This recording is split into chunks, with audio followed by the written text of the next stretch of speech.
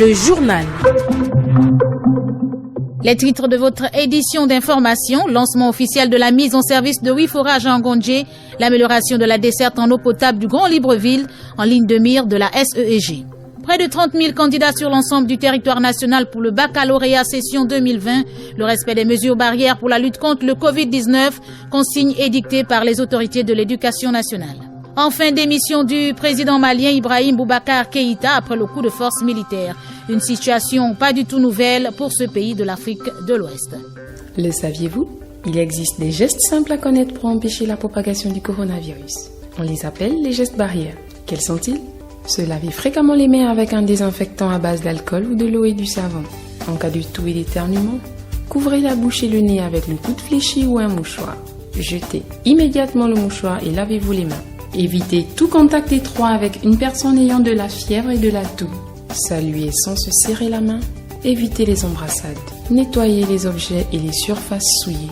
Si vous présentez des symptômes de la grippe, fièvre, toux, éternuement, difficulté à respirer, ne vous rendez pas dans une structure sanitaire ou chez votre médecin traitant. Appelez le 1410.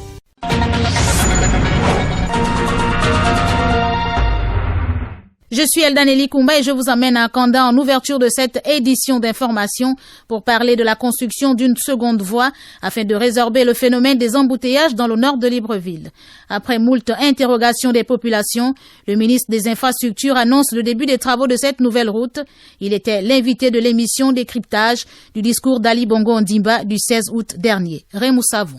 Le projet d'aménagement et de construction des routes du Gabon est une priorité du président de la République Ali Bongo Ondimba. Dans ce vaste chantier, l'on note la transgabonaise et la future voie de contournement pour se rendre dans la zone nord de Libreville, dont les travaux vont débuter dans les prochaines semaines.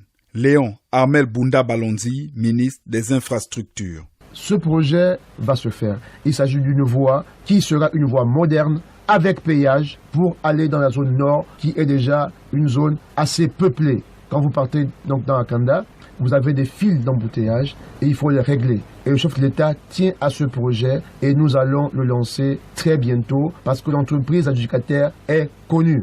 Les populations d'Akanda auront deux choix, soit passer par la route principale actuelle, soit passer par une route moderne à péage. Nous passerons donc par le camp de Gaulle et nous aboutirons au dispensaire de Kala en 2 fois 2 voies, route assez moderne et très rapide, avec une entrée, une sortie. La question de l'amélioration de l'offre de transport en République gabonaise n'était pas en marge du discours à la nation du chef de l'exécutif. Transurb, c'est une entreprise qui est appelée à monter crescendo et à s'installer durablement avec cette fois-ci une gouvernance différente des autres entreprises que nous avons connues. Sur Gatra, c'est une entreprise en forte difficulté, mais nous avons donc commencé à faire une étude, diagnostic stratégique et financier pour voir comment nous pourrions faire coexister les deux entités et redéployer une d'elles sur une branche d'activité non encore implémentée à ce jour. Nous avons commencé à faire un business model pour pouvoir restructurer la CENI afin qu'elle ne serve non seulement qu'au transport maritime, mais aussi fluvial et lagunaire. Avec la construction de la transgabonaise et de cette nouvelle voie d'accès dans la commune d'Akanda, ce sont des quartiers, des villes et villages qui connaîtront un développement. Du côté de la Société d'énergie et d'eau du Gabon, on parle du lancement officiel de la mise en service de 8 forages réhabilités autour du stade d'Angondje. Une réalisation qui rentre dans le cadre de l'exécution de son plan d'urgence 2020 relatif à l'amélioration de la desserte en eau potable du Grand Libreville. Compte rendu, Ahmed Ryan Zengi. Ce sont au total plus de 16 000 familles supplémentaires qui auront désormais accès à l'eau potable 24 heures sur 24 grâce à la mise en service de ces forages opérationnels dans la commune d'Akanda. Alain Patrick Kouma, directeur général de la Société d'énergie et d'eau du Gabon. Nous avons mis en place un plan d'urgence pour cette année 2020. La station d'Angondje répond à des actions que nous menons dans le cadre de ce plan d'urgence. Les solutions que nous avons apportées dans l'immédiat, c'est celle de récupérer les forages qui ont été construits pendant les 2 cannes qui ont été organisées au Gabon. Il y a 8 forages que nous, la SEG, a réhabilités et rééquipés avec de nouvelles pompes. Et nous avons construit une station de traitement d'eau pour pouvoir produire de l'eau potable aux normes de l'OMS et aux normes de la SEG. Des travaux de réhabilitation de 8 forages estimés à 600 millions de francs CFA, intégralement financés par la Société d'énergie et d'eau du Gabon, qui viennent doubler la capacité de production de cette zone qui passe ainsi de 50 à 100 mètres cubes d'eau par heure, soit une production globale de 2400 mètres cubes par jour. Nous laisse entendre le directeur général de la Société d'énergie et d'eau du Gabon. Ce modèle technique que nous avons réalisé dans cette zone-là va être dupliqué dans Libreville. Vous avez constaté que dans Libreville, il y a des particuliers qui ont construit des puits pour satisfaire leurs besoins. Ça signifie que Libreville a en regorge dans son sous-sol des volumes d'eau qui sont quand même assez conséquents. Et nous allons donc aussi faire comme eux, récupérer certains puits qui existent, comme ceux que nous avons récupérés pour le stade d'Angondje, ou construire d'autres puits et alimenter certaines zones de Libreville qui ont un stress hydrique, afin de les satisfaire convenablement. Et ces ouvrages que nous allons construire sur une période de 1 an vont venir renforcer notre site de production d'eau potable d'Untum. Cette mise en service officielle s'inscrit dans le cadre d'un large programme destiné à satisfaire durablement la demande croissante d'eau potable et d'électricité dans l'ensemble du pays.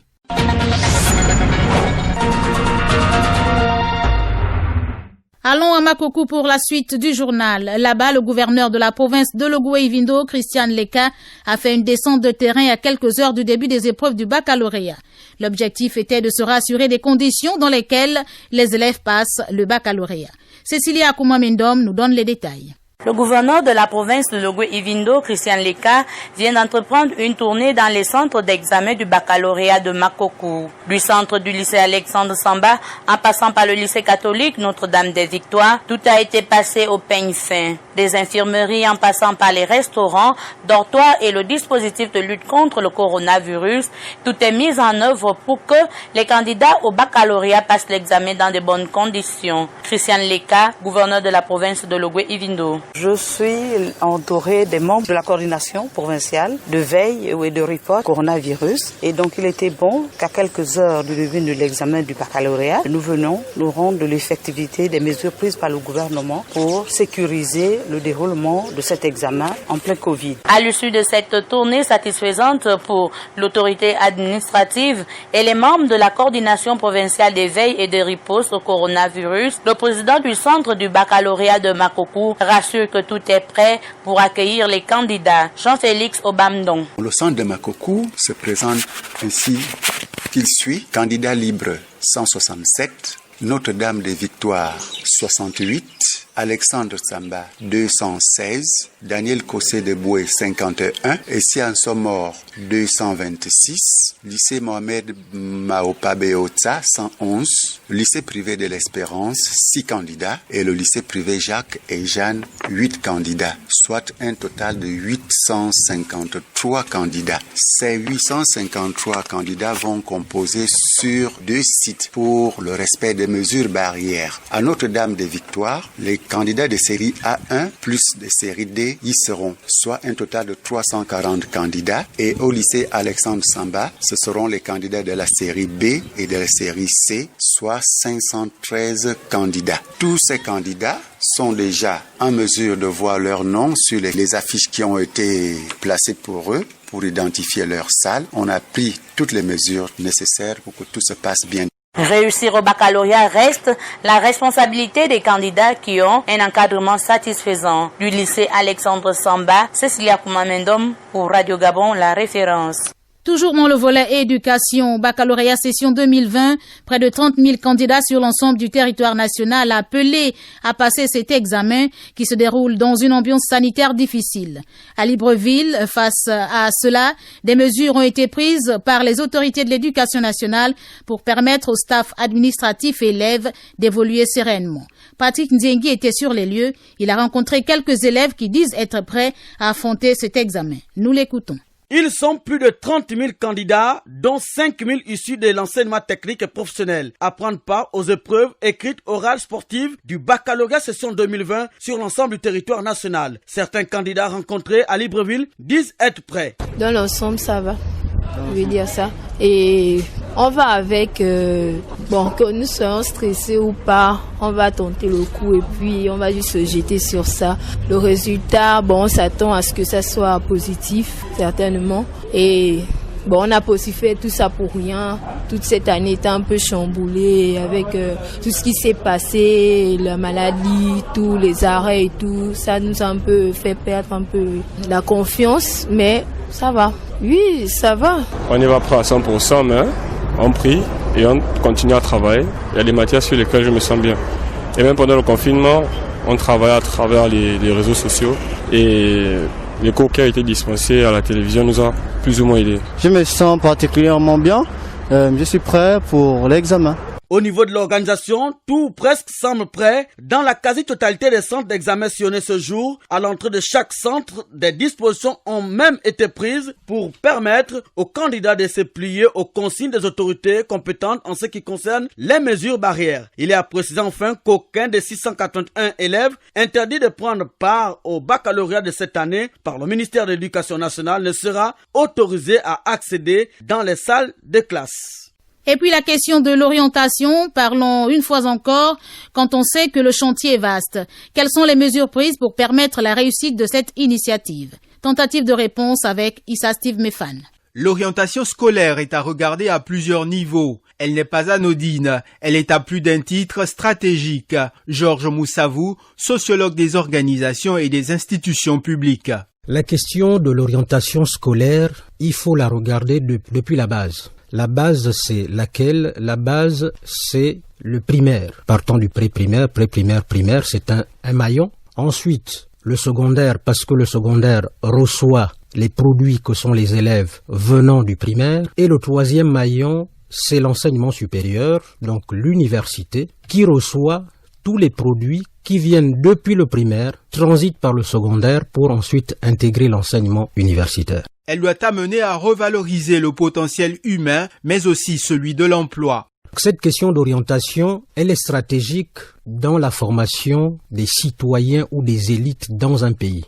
C'est une notion intervenant à plusieurs paliers de la société. Parce que l'orientation que vous allez opérer à partir de la 3e, ensuite de la terminale pour que les élèves rentrent dans les différents circuits ou dans les différentes disciplines, mais tout cela est lié à quoi? Est lié au contexte de formation. Les curricula, ce qu'on appelle les contenus pédagogiques, doivent être pensés de telle sorte en se disant qu'est-ce qu'on doit transmettre aux enfants. Il faut décliner clairement quelle est l'ambition que l'État va se donner. Cette question de l'orientation est à plus d'un titre essentiel. Elle peut aussi permettre de revaloriser les côtés déficitaires qu'il faut améliorer au sein de la société. Revenons dans ce journal sur les activités de la Commission nationale de lutte contre l'enrichissement illicite, notamment la non-exécution de la déclaration des biens par les personnalités nommées à de hautes fonctions. Dans ce reportage de Claudette Théoré, il ressort que des sanctions lourdes sont prévues pour les indélicats. Suivons alors. La prévention à la corruption fait partie des missions essentielles de la Commission nationale de la lutte contre l'enrichissement illicite, créée au début des années 2000 dans notre pays. Le président de cette institution, Nestor Mbou, explique en quoi consiste l'opération des déclarations des biens. La loi dit que tout dépositaire de l'autorité de l'État doit faire sa déclaration de biens à l'entrée de ses fonctions et à la fin de celle-ci. La loi dit encore que tout dépositaire de l'autorité de l'État doit faire sa déclaration des biens tous les 3 ans. Si l'autorité de l'État est en fonction, 3 ans après, il doit faire la déclaration des biens pour la même fonction. Ça peut ne pas être 3 ans, ça peut être 2 ans, mais toujours est-il que à la fin de fonction, il doit faire sa déclaration de biens. Pour le magistrat hors hiérarchie, l'organe administratif qu'il dirige, bien qu'autonome, n'est pas une juridiction. Son rôle en matière d'investigation s'arrête lorsque elle dépose le rapport au parquet de la République. Une fois le rapport déposé au parquet de la République, il revient au procureur de la République d'engager les poursuites pénales, c'est-à-dire de mettre en mouvement l'action publique. Contrairement à ce que pense l'opinion publique, la CNLCI reste un outil important dans la promotion de la bonne gouvernance. Vous suivrez en page magazine l'entretien que le président de cette institution a accordé à Claudette Théoré sur le fonctionnement de la Commission nationale de lutte contre l'enrichissement illicite.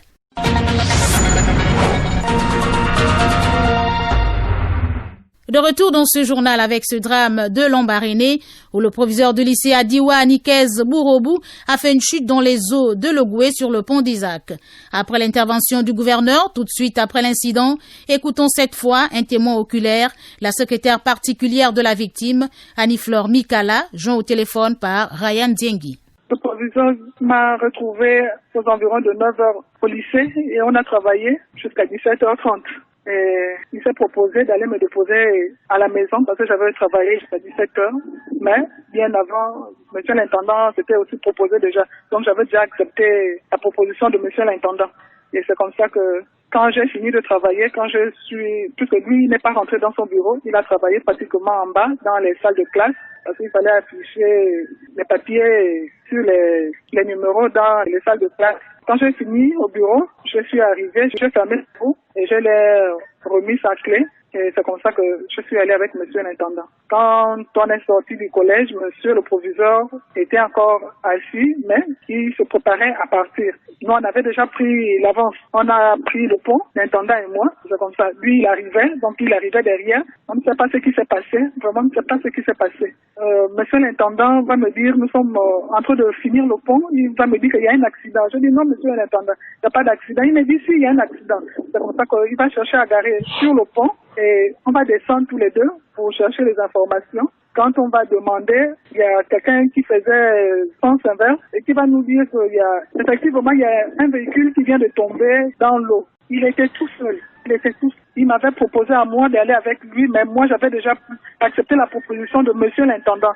Je ne suis plus allé avec lui. C'est moi qui serais parti avec lui. Mais je suis avec monsieur l'intendant. Il était seul dans sa voiture. Non, ils n'ont pas encore sorti le véhicule de l'eau. Et le corps aussi.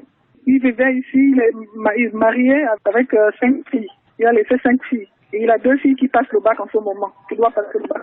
Volet santé, allons dans la Nyanga où des volontaires de la Croix-Rouge reçoivent des enseignements depuis hier sur, entre autres, la surveillance à base communautaire, l'appui psychosocial et la communication des risques pour accompagner le comité provincial de lutte contre le Covid-19. Les temps forts de ce séminaire avec Raymond Savou sur les notes d'Annie-Flore Ndembi. Ce sont au total 30 volontaires qui reçoivent des rudiments sur les moyens de lutte contre la Covid-19 dans la province de la Nyanga.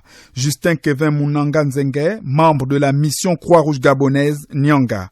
Cette formation-là va permettre de pouvoir rechercher activement les cas, même si on est quasiment à 6 mois de l'épidémie. Ils ont compris comment la Croix-Rouge fonctionne. La Croix-Rouge fonctionne sur la base d'un ensemble de principes qui sont au nombre de 7. L'autre objectif, c'est qu'ils soient capables, effectivement, de mener à bien leur activité de surveillance à base communautaire, donc capables d'identifier dans leur communauté les cas suspects, capables d'expliquer à la communauté le bien fondé, effectivement, de se prendre en charge, de pouvoir être en confinement quand on est testé positif, comprendre le bien fondé, effectivement, de pouvoir respecter les mesures de confinement. Donc, autant des aspects qui sont pris en compte au cours, effectivement, de leur travail qui va mener dans les jours qui suivent. Les volontaires de la Croix-Rouge sont également enseignés sur les principes qui fondent ce mouvement humanitaire.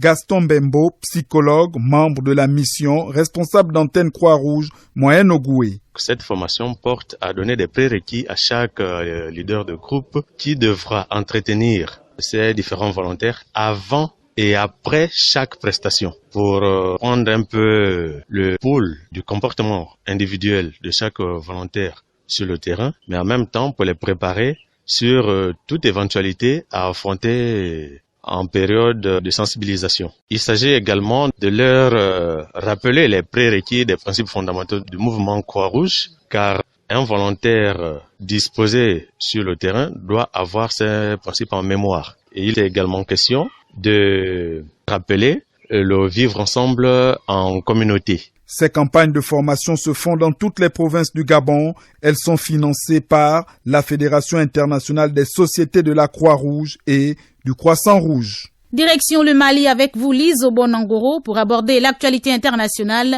Le Mali où le président Ibrahim Boubacar Keïta annonce sa démission suite au coup de force militaire. Le président malien Ibrahim Boubacar Keïta a annoncé dans la nuit de mardi à mercredi sa démission et la dissolution du Parlement suite à son arrestation plus tôt dans la journée par des soldats mutins. Le président Ibeka avait été arrêté en compagnie de son premier ministre Boubou Cissé en fin d'après-midi avant d'être conduit dans le camp militaire d'où était partie une mutinerie. Suite à ces événements, les réactions de la communauté internationale se sont enchaînées, exigeant leur libération et annonçant des mesures immédiates, donc la fermeture des frontières ainsi que l'arrêt de toutes les transactions économiques, commerciales et financières. Le Mali est suspendu de toutes les instances dirigeantes de la CEDEAO jusqu'au retour de l'ordre constitutionnel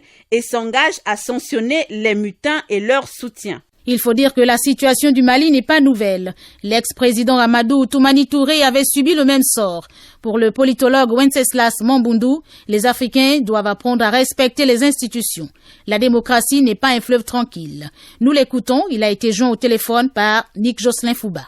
30 ans après le retour à la démocratie en 1990 en Afrique de l'Ouest, on constate d'abord que la démocratie n'est pas un fleuve tranquille. La construction démocratique est un processus très long où il y a des allées et des retours. Malheureusement, nous revivons un scénario que nous connaissons tous. Vous vous souviendrez évidemment que Atité n'avait pas terminé son mandat et que ce fut un coup d'État qu'il avait délogé donc du pouvoir. Et là, nous avons de nouveau la situation avec le président Ibeka. C'est simplement pour dire que les Africains doivent faire un effort pour ce qui concerne la démocratie, que ce n'est pas un fleuve tranquille. Il faudrait donc que tout le monde s'y mette et que la démocratie ne peut se faire sans l'ensemble donc de la population et des élites politiques. La situation est préoccupante au Mali parce que c'est un recul. Ce qui me concerne, c'est un recul démocratique et que nous constatons tout simplement ou que nous avons l'impression que les Africains ont du mal à faire vivre la démocratie. Ce qui se passe au Mali, évidemment, doit interpeller l'ensemble donc des opinions publiques et des élites de l'Afrique de l'Ouest. Rappelez-vous que le printemps arabe a commencé dans un pays et ça s'est poursuivi dans d'autres pays arabes. Et donc je suis un peu inquiet par rapport à ce qui se passe évidemment au Mali. Je suis inquiet vu tout ce qui se passe dans les pays, c'est-à-dire la Côte d'Ivoire et la Guinée.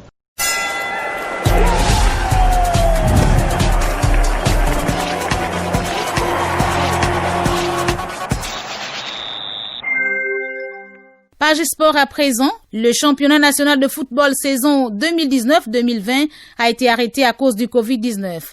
Face aux difficultés rencontrées pendant la compétition, il est désormais nécessaire de mettre en place un code du sport pour normaliser et réguler le championnat. Ulrich Koupangoy pour le reportage. Créé en 2012 au sortir de la CAN organisée conjointement par le Gabon et la Guinée équatoriale, le championnat national professionnel de football n'est plus que de nom. L'échec de cette professionnalisation est lié à plusieurs facteurs. Pour restructurer le football gabonais, il faut élaborer un code du sport pour réguler le championnat. Landing Kei, président des clubs de première et deuxième division. Le code de sport aujourd'hui, il fait mal. On ne sait pas. Les tests susceptibles d'encadrer ce championnat professionnel. Aujourd'hui, on joue, on ne sait pas ce qu'on gagne à la fin. La subvention, on ne la connaît pas. Il faut favoriser l'environnement économique propice au développement du sponsoring et des droits de télévision. Il faut mettre en place un cadre juridique. Il faut revoir. Et tout ça, c'est avec tout le monde. Ce ne sont pas les clubs. C'est le ministère, c'est la fédération, les ligues. Face à la situation désastreuse que connaît notre football national, il est nécessaire de mettre en place une commission qui va établir un code du sport pour normaliser et réguler le fonctionnement du championnat. Brice Bika Djambou, président de la Ligue nationale de football professionnel. Pour le démarrage du championnat l'année prochaine, il faut qu'il y ait une grande commission pour mettre en place un texte qui fixe les conditions de création, d'organisation et de fonctionnement d'un club de football. Ça n'existe pas. Il faut un texte qui fixe les conditions et modalités d'attribution de la subvention de l'État aux clubs, ainsi qu'aux structures chargées d'organiser les compétitions. Le Code du sport est un texte qui constitue le socle normatif sur lequel repose l'organisation du sport. Notons qu'un forum sur l'examen du Code du sport avait été organisé en 2015 dans notre pays. Nous poursuivons cette page des sports avec vous, Ulrich Koupangoy. Nous allons parler de rugby et de football. La FIFA a décidé de reporter la Coupe d'Afrique des Nations qui devrait se jouer en janvier 2021 à janvier 2022. La FIFA est d'accord pour le report de la CAN à janvier 2022. Le bureau du conseil de l'instance a approuvé à l'unanimité de nouveaux changements au calendrier international des matchs en réponse à la pandémie du Covid-19. Pour l'heure, les dates exactes du tournoi ne sont pas connues. Si la CAN a été reportée en 2022, le championnat d'Afrique des Nations, le CHAN, va se tenir dans quelques mois au Cameroun. On reste dans le sport roi. La Fédération centrafricaine de football FECAF honore l'un de ses anciens. Blasco Kaiba, ancien joueur des années 70, a été nommé ambassadeur de football. Surnommé Talent d'âme, Kaiba a joué à l'Olympique de Marseille en 1975. Il aura pour mission de valoriser le football centrafricain auprès des jeunes joueurs binationaux. D'autres anciens joueurs seront aussi nommés pour aider au développement du ballon rond en Centrafrique. Et puis, Manchester City s'attaque de nouveau à Kalidou Koulibaly. Après une offre de 63 millions d'euros refusée par Naples, les Citizens lancent une nouvelle tentative. City et Naples sont proches d'un accord. Le club italien réclame 80 millions d'euros. Manchester City propose 70 millions d'euros. Âgé de 29 ans, Kalidou Koulibaly est un défenseur complet, aussi bon dans l'anticipation que dans les duels. Il est prêt à passer un cap et à aider Manchester City à retrouver le titre de champion. Du rugby, pour terminer, la Fédération sud-africaine de rugby n'est plus candidate à l'organisation des Coupes du Monde 2027 et 2031, faute de soutien de son gouvernement. La dite fédération a décidé de retirer sa candidature, un retrait qui fait les affaires de l'Australie, qui veut accueillir l'édition 2027. Toutefois, la fédération australienne est secouée par des problèmes financiers. Elle pourrait ne pas avoir les moyens d'organiser le mondial 2031. Fin de l'actualité, mais avant de tout boucler, le rappel des titres. Lancement officiel de la mise en service de 8 forages à Ngondje, l'amélioration de la desserte en eau potable du Grand Libreville en ligne de mire de la SEEG. Près de 30 000 candidats sur l'ensemble du territoire national pour le baccalauréat session 2020. Le respect des mesures barrières pour la lutte contre le Covid-19, consigne édictée par les autorités de l'éducation nationale. Démission du président malien Ibrahim Boubacar Keïta après le coup de force militaire, une situation pas du tout nouvelle pour ce pays de l'Afrique de l'Ouest. L'équipe de ce journal, au sport Ulrich Koupangoy, au montage Julien Makita, une réalisation de Ryan Zengi, à la coordination Nick Jocelyn Fouba. Je suis Eldani Likumba. Nous vous laissons avec ce magazine consacré au fonctionnement de la Commission nationale de lutte contre l'enrichissement illicite. Claudette Théoré évoque avec le président de cette institution les délais légaux pour l'opération de déclaration des biens et des actions futures.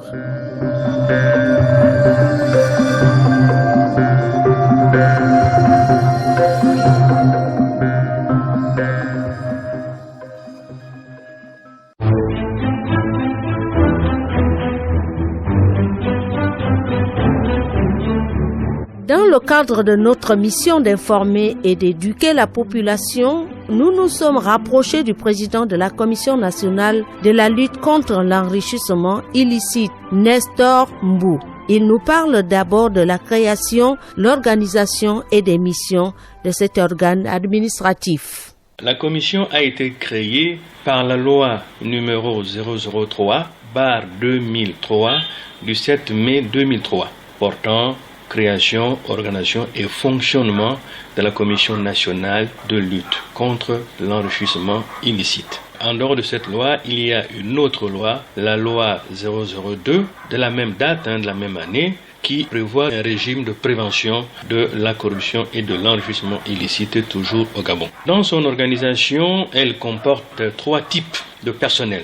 Il y a dans un premier temps les commissaires membres, ils sont 10 au total, nommés tous par décret du président de la République. Et parmi les 10, il y a un qui est nommé président de la commission, et c'est bien moi qui suis le président de la dite institution. Et ces 10 membres se divisent en 2 collèges. Le premier collège, c'est celui qui est composé de 4 magistrats professionnels, et puis il y a un deuxième collège qui regroupe les représentants de diverses institutions, notamment la primature, le Parlement, dont le Sénat et l'Assemblée nationale. Il y a un représentant du barreau des avocats du Gabon. Il y a également un représentant de la société civile et un autre des établissements bancaires. Ça fait 10 au total. Alors ça, c'est la première composante. La deuxième composante, ce sont les rapporteurs. Il y a 5 rapporteurs un rapporteur général, 2 rapporteurs généraux adjoints et 2 rapporteurs permanents. Et il y a le commissaire du gouvernement, c'est celui-là qui représente le gouvernement au sein de la Commission nationale de lutte contre l'enrichissement illicite. Il y a également le secrétaire général, comme c'est un organisme administratif, c'est une autorité administrative indépendante, il y a en son sein un secrétaire général qui est la cheville ouvrière de l'administration de la commission. La mission principale. Alors, la commission a 3 missions principales. Il y a, première mission, c'est la prévention.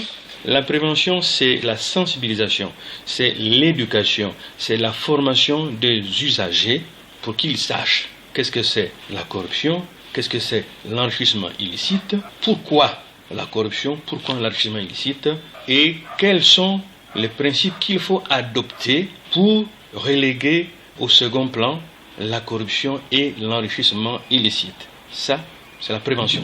La deuxième mission, c'est celle qui concerne l'investigation. Ça, c'est le pan qui concerne les enquêtes. C'est à l'image des OPJ qui sont dans les commissariats de police, qui sont dans les brigades de gendarmerie. Lorsque les faits sont commis, ou bien s'ils apprennent qu'il y a des faits qui sont commis quelque part, eh bien, si une plainte n'est pas déposée, ils vont vers les usagers pour regarder qu'est-ce qui se passe. Ils mènent une enquête. Cette enquête a pour but de procéder à l'arrestation des intéressés ou de l'intéressé, à rassembler les preuves par tout moyen. Et après, la commission fait le même travail, donc un travail d'enquête, et lorsque la commission a fini d'entreprendre les investigations, l'enquête se retrouve en plénière pour arrêter la position définitive de la commission. Est-ce que les faits qui ont fait l'objet de l'enquête constituent une infraction à la loi pénale? Si tel est le cas, en plénière, la commission décide d'établir un rapport, c'est une sorte de compte rendu, et ce rapport est adressé au procureur de la République. En revanche, si les faits ne tiennent pas, c'est-à-dire qu'ils ne revêtent pas une coloration pénale, la commission a aussi la latitude de ne pas envoyer le dossier au procureur, donc de prendre une décision d'irrécevabilité. Donc ce sont ces 2 démarches-là, et lorsque la commission a transmis le dossier au procureur de la République, lorsque le procureur déclenche, met en mouvement l'action publique, le jour que le dossier est appelé devant la juridiction de jugement, le procureur doit appeler la commission parce que la commission est partie jointe au procès dès lors que c'est elle qui a initié la procédure. C'est la deuxième mission. Et la troisième mission, c'est celle qui sert de consultation. C'est la mission de consultation que la loi reconnaît à la commission. Si le gouvernement ou bien une autre institution prend un texte où il y a une implication qui concerne l'enrichissement illicite, la corruption, les prises d'intérêt, ainsi de suite, la commission doit être systématiquement consultée. Merci, Monsieur le Président. Nous allons revenir sur d'autres aspects liés au fonctionnement de la CNLCI.